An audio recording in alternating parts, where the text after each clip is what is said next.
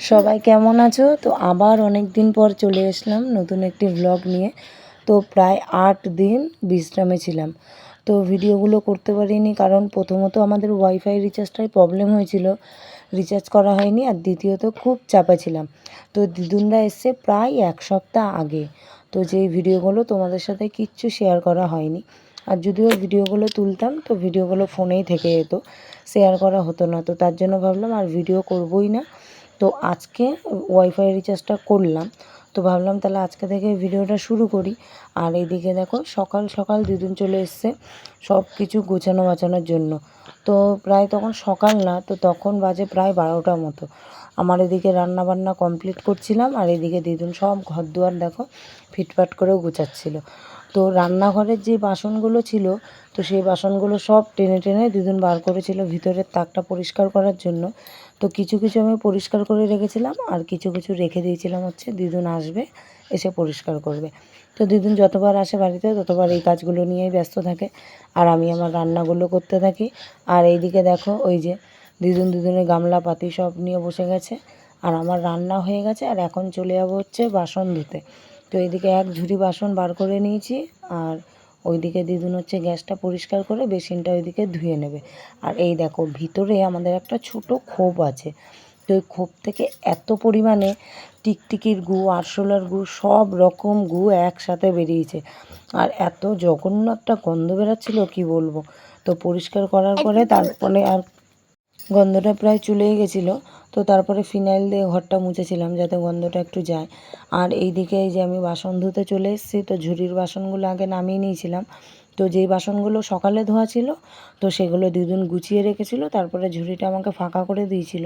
আর ওই ঝুড়ির মধ্যেই এঁটো বাসনগুলো নিয়ে চলে এসেছিলাম। তো বাইরে 2-3টে গামলা আগে থেকে রেখে দিয়েছিলাম। তো তার জন্য একবারে যত বাসন ছিল, জল তখন চলে এসেছিলো, জল নিয়ে ঠাকুমা ওই পাশে ভরছিল, আর আমি এইদিকে কাজ করছিলাম। তো দেখো আমার এদিকে রান্নাঘরটা গোছানো হয়ে গেছে। আমি গুছাইনি অবশ্য, দিদুনও গুছিয়েছে। শুধু ওই তাকগুলো আমি একটু মুছে মুছে দিয়েছি। আর এই দিকে ফ্রিজটা সরিয়ে দিয়েছি আজকে, যেহেতু রান্নাঘরে ঢুকতে গেলে আমাদের দরজাটা পুরোটা খোলে না। তো তার জন্য খুব অসুবিধা হয়। তার জন্য ফ্রিজটা দিদুন আর আমি মিলে সরিয়ে দিলাম। আর এখন বাজে হচ্ছে তোমার বিকেল 4:30। এই মাত্র স্নান করে রেডি হয়ে নিলাম। তো স্নান করার আগেই খেয়ে নিয়েছিলাম। এখন যাব হচ্ছে বাঁকড়ায়। তো বাঁকড়ায় যাব হচ্ছে আমারও দুটো জিনিসপত্র কেনার আছে, আর দাদুকে ডাক্তার দেখানোর জন্য। তো দাদু চলে গেল তোমাদের দাদাভাইয়ের সাথে, আর এইদিকে দিদুন আমি এখন যাব হচ্ছে হেঁটে হেঁটে। তো আমাদের বাড়ি থেকে বাঁকড়াটা হচ্ছে প্রায় 2 কিলোমিটার দূর মতো। তো দেখো মানে বাইরেটা এত সুন্দর লাগছে, কোনো মেঘও নেই, আবার রোদ্দুরও নেই।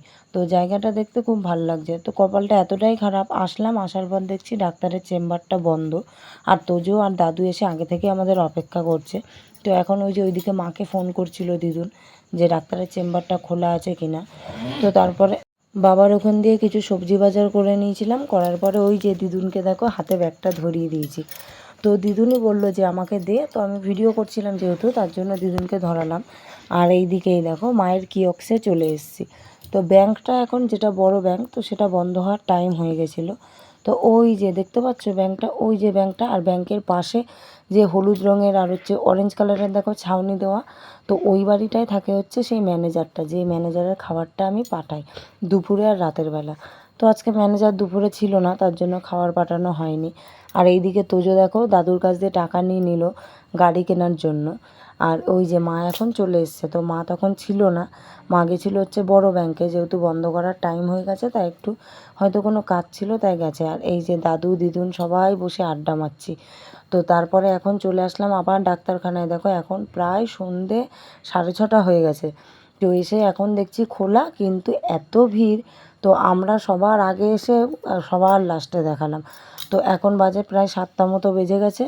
আর এইদিকে দাদুর প্রেশারটা একটু মাপিয়ে নিলাম, প্রেশারটা লো হয়েছে কিনা। আর দাদুরও যাবতীয় মানে কিছু সমস্যা ছিল, শারীরিক সমস্যা, তো সেগুলোকে একটু দেখিয়ে নিলাম। তো এখন ডাক্তারবাবু গেছে হচ্ছে ভিতরে ওষুধ বানানোর জন্য। আর এই যে ডাক্তারবাবুর পুরো চেম্বারটা। তো আর এইদিকে হট করে তারপরেও তোজো এসেছিলো, তো তোজোকেও একটু দেখিয়ে নিলাম।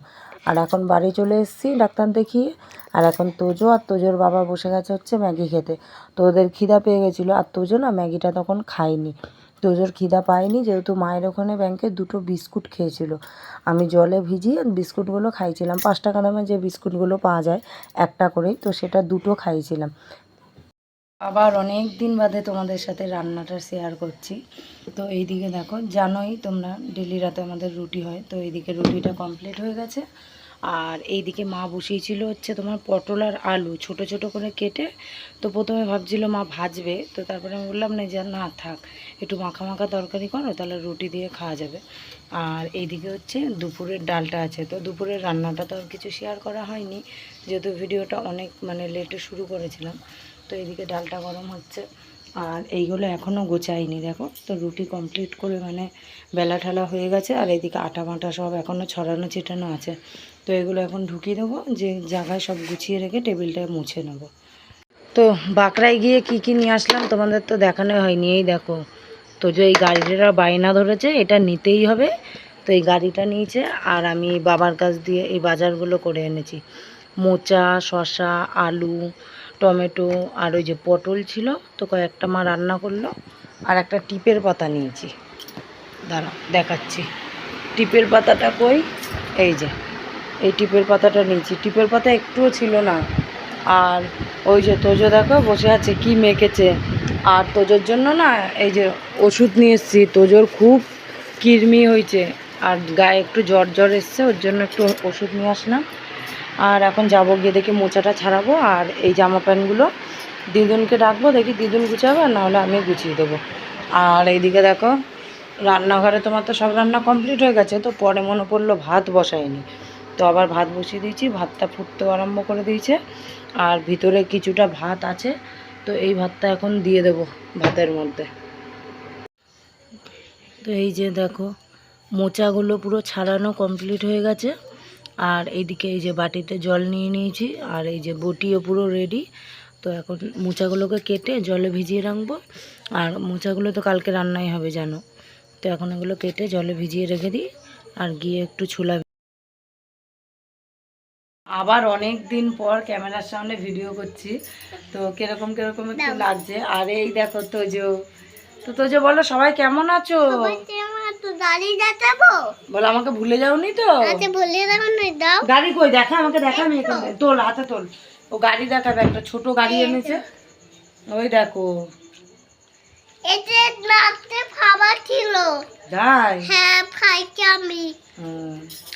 তো সবার মতো এই যে হাতে আমিও সবুজ চুরি করেছি, তো এর আগে মনে হয় দেখতেই পেয়েছো যখন আমি মোচা কাটা দেখাচ্ছিলাম।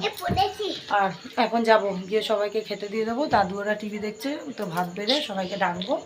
তো এই যে বারান্দাটা দেখতে পাচ্ছি, বারান্দার জলটা একটু মুছে নেবো। এই কোনা থেকে ফ্রিজের জল বেরাচ্ছিলো, তো ওই জলটা মুছে ওই জায়গায় হচ্ছে একটা চাদর পেতে, তো সবাইকে এখন ডাকবো খাওয়ার জন্য। আর তোমাদের দাদা কি বলছে,